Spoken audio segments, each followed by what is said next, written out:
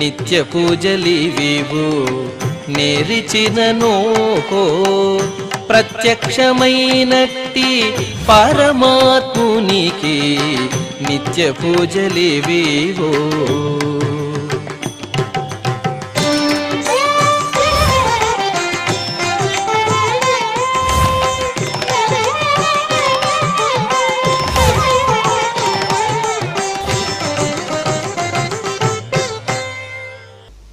ఓం నమో వెంకటేశాయ. ఈరోజు మంగళవారము, శ్రీ క్రోధినామ సంవత్సరము, దక్షిణాయనము, వర్ష ఋతువు, శ్రావణ మాసము, శుక్లపక్షము, నవమి తిథి, విశాఖ నక్షత్రము, ఆగస్టు 13, 2024.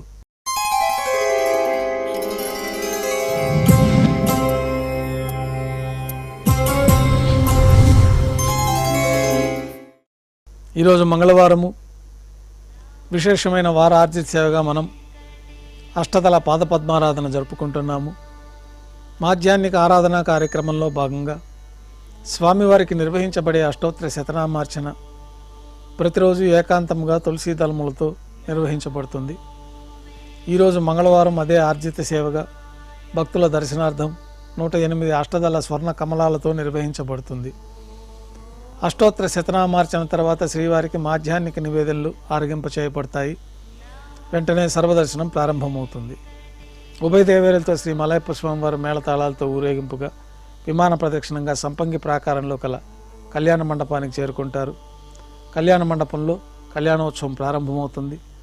పుణ్యాహవాచనము, అంకురార్పణ, రక్షాబంధనము, అగ్నిప్రతిష్ఠ, స్వామివారికి అమ్మవార్లకి నూతన పట్టు వస్త్రాల సమర్పణ, మహాసంకల్పము, మాంగళ్య విశేష ఆరాధన, మాంగళ్యాల అభిషేకం, శ్రీవారి తరఫున మాంగళ్యాల అమ్మవారికి సమర్పణ, కర్పూర నీరాజనము, విశేషమైన హోమాలతో పూర్ణాహుతి పూర్తయిన తర్వాత మాలా పరివర్తనం అనే కార్యక్రమాన్ని నిర్వహించి ఉభయ దేవేరులను స్వామివారి చెంతకు చేర్చి ఈ సందర్భంగా అక్షతారోపణం అనే వైదిక కార్యక్రమాన్ని నిర్వహించి కర్పూర నీరాజనము, నైవేద్యము, తిరిగి కర్పూర నీరాజనంతో కళ్యాణోత్సవం పూర్తవుతుంది.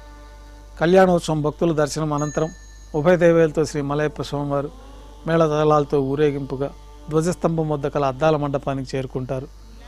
వేదపారాయణ నడుమ ఊంజల్ సేవ నిర్వహించి కర్పూర నీరాజనంతో ఊంజల్ సేవ పూర్తి చేసుకుని ఉభయ దేవేలతో శ్రీ మలయప్ప స్వామివారు ఆలయం వెలుపల కల వైభవోత్సవ మండపానికి చేరుకుంటారు.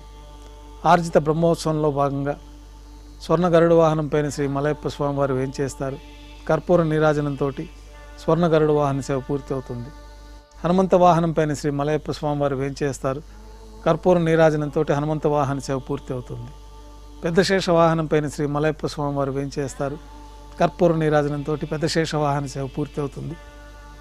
బంగారు తిరిచి పైన మలయప్ప స్వామివారు వేంచేసిన తర్వాత ఉభయ దేవేలతో కలిపి శ్రీ మలయప్ప స్వామివారికి కర్పూర నీరాజన సమర్పణతోటి ఆర్జిత బ్రహ్మోత్సవం పూర్తి అవుతుంది.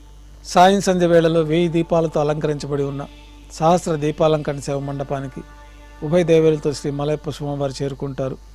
వేదం, గానం, నాదం నడుమ సహస్ర దీపాలంకరణ సేవ జరిపి నక్షత్ర నీరాజనము, కర్పూర నీరాజనం సమర్పించి సాయం సంధ్య వేళలో 4 తిరువీధుల ఉత్సవం జరుపుకొని తిరిగి ఆలయంలో వేంచేస్తారు. ఆలయంలో నైవేద్యం ఆస్థానం పూర్తయిన తర్వాత గర్భాలయంలో వేంచేస్తారు. వెంటనే రాత్రి తోమాల సేవ ప్రారంభమవుతుంది. ఉదయం సమర్పించిన పుష్పమాలికలన్నీ సళ్ళింపు చేసుకొని గర్భాలయాన్ని శుద్ధి చేసుకొని పంచపాత్రలో శుద్ధ తోయాన్ని నింపుకొని శ్రీ వైకానస భగవత్ శాస్త్రోక్తమైన విధానంలో స్వామివారికి ఉత్సవమూర్తులకు ఉపచారాలు సమర్పించి కొత్త పుష్పమాలికలు మూలమూర్తికి ఉత్సవమూర్తులకు అలంకరణ జరిపి చతుర్వేద మంత్రాలతో మంత్రపుష్పాన్ని సమర్పించి నక్షత్ర నీరాజనము, కర్పూర నీరాజనంతో రాత్రి తోమాల సేవ పూర్తి అవుతుంది. తులసీదళములతో అష్టోత్తర శతనామార్చన నిర్వహించిన తర్వాత రాత్రి నైవేద్యంలో భాగంగా అన్నప్రసాదాలు, పన్యారాలు ఘంటానాదం మధ్య నైవేద్యంగా సమర్పించి తిరువీస నైవేద్యం పూర్తయిన తర్వాత భక్తులని సర్వదర్శనానికి అనుమతిస్తారు.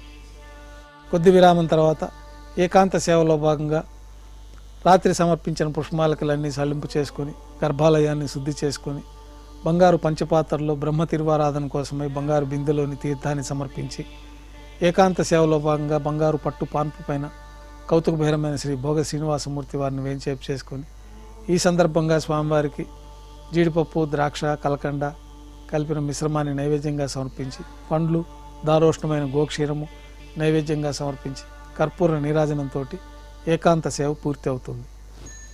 ఓం నమో వెంకటేశాయ.